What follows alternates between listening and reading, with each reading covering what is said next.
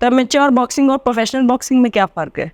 Amateur boxing एक simple से इसमें बताऊंगा, जो प्री मैच्योर जैसे बच्चे होंगे तो उनके लिए अमेचर है, और जब आप कॉलेज की पढ़ाई ख़त्म हो जाती है तो आपने अगर MBBS कर रखी है तो आप डॉक्टर बन जाते हो, आपका प्रोफेशन बन जाता है। तो इतना ही फ़र्क है अमेचर में और प्रोफेशनल में भी। और दूसरा ये फ़र्क है कि जो अमेचर है वहाँ पे आप सीखते हो, आप वहाँ पे टफ बनते हो। एक टाइम के बाद आपको लगता है कि अब आपके लिए ओलंपिक्स, एशियन गेम्स और कॉमनवेल्थ कुछ नहीं है, आपको प्रोफेशनल खेलनी चाहिए। और प्रोफेशनल में ये है कि प्रोफेशनल 4 राउंड से शुरू होती है, 4 राउंड, 6 राउंड, 8 राउंड, 10 राउंड और 12 राउंड। और अमेचर बॉक्सिंग सिर्फ 3 राउंड की है। मतलब अमेचर बॉक्सिंग बहुत छोटी है और प्रोफेशनल बॉक्सिंग बहुत लंबी है। अगर दूसरी भाषा में समझाऊँ तो जैसे एक 100 मीटर की स्प्रिंट और एक 42 किलोमीटर की मैराथन है, तो उतना फ़र्क है अमेचर बॉक्सिंग और प्रोफेशनल बॉक्सिंग में। और जो प्रोफेशनल बॉक्सिंग है वो बिल्कुल ही प्रोफेशनल है, वहाँ पे आपको लोग देखने आएंगे, बिल्कुल आप अलग तरीके के होगे, वो ग्लैमर होगा। और जो लोग देखने भी आ रहे होंगे वो भी एक अलग लेवल के होंगे, वहाँ पे प्रमोटर्स बहुत बड़े बड़े होंगे, आप चारों तरफ से कैमरे से घिरे हुए होंगे, चकाचौंध की दुनिया होगी। तो जो अमेचर बॉक्सिंग है वो आप एक फेडरेशन से बंद के, जैसे भी आप मान लो ओलंपिक्स में टीम गई है तो आप देखोगे तो उसमें जो फेडरेशन है इंडिया की, वो उससे बंधे हुए हैं, उससे जुड़े हुए हैं, उसके बाहर वो कुछ भी नहीं कर सकते।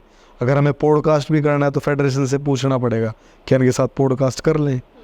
तो मतलब उतना ही फ़र्क है, जैसे स्कूल या कॉलेज में पूछ के आपको बाहर जाना पड़ता है कि आज की छुट्टी ले लूँ, तो वैसे ही आप जब डॉक्टर बन गए हो या आप इंजीनियर बन गए हो तो आप अपने तरीके से जी सकते हो। या अगर आपने MBA करी है या BCom करी है तो आप अपना बिजनेस खुद से स्टैंड कर लेते हो। तो आपको लोगों की पूछने की ज़रूरत नहीं है, आपको अपने लिए पता है कि आप क्या ठीक है क्या गलत है, तो कर सकते हो।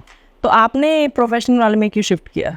मैंने अमेचर से प्रोफेशनल बॉक्सिंग इसलिए शिफ्ट की क्योंकि मेरी जो इंस्पिरेशन थी, जो मेरा आइडल था, वो माइक टाइसन था। और कहीं ना कहीं मेरे को ये लगता था कि अब मैं लंदन ओलंपिक्स के लिए तैयारी कर रहा था, मैं इंडिया टीम में भी लंदन ओलंपिक्स के लिए था। तो मेरे को ये था कि मैं क्वालिफाई हो जाऊंगा, ओलंपिक खेलूँगा। फिर मेरी जगह जय भगवान अभी DSP हरियाणा पुलिस में, तो जय भगवान ओलंपिक क्वालिफाई हो गया मेरे वेट में। उसके बाद मैंने वेट कट भी किया, मैं 60 किलो में था, मैं 56 किलो में खेला, मेरी इंजरी ज़्यादा हो गई, मैं जीत भी नहीं पाया, जीतता कैसे, एनर्जी नहीं बची थी। फिर मैं सोचा नहीं यार, क्यों दुखी होना, मैं प्रोफेशनल बॉक्सिंग करूँ। अमेरिका वाले भी तो प्रोफेशनल कर रहे हैं, सारा कुछ ओलंपिक ही थोड़ी ना। तो वहाँ से फिर मेरा माइंड बदल गया। फिर मैंने एक मिक्स मार्शल आर्ट, जिसकी हम UFC की बात कर रहे थे, MMA की 1-2 मैंने फ़ाइट करी। लेकिन मेरा मेन टारगेट था कि मैं प्रोफेशनल बॉक्सिंग करूँ, क्योंकि प्रोफेशनल बॉक्सिंग मेरे को ये लग रही थी कि अमेचर में मेरे को इनके भरोसे रहना पड़ेगा। अब की बार ओलंपिक क्वालिफाई नहीं मिला, 2016 में आओ सीधा ओलंपिक, 4 साल में क्या करूँगा। तो फिर मैंने उस टाइम पे फिर मैंने प्रोफेशनल बॉक्सिंग को शिफ्ट कर लिया।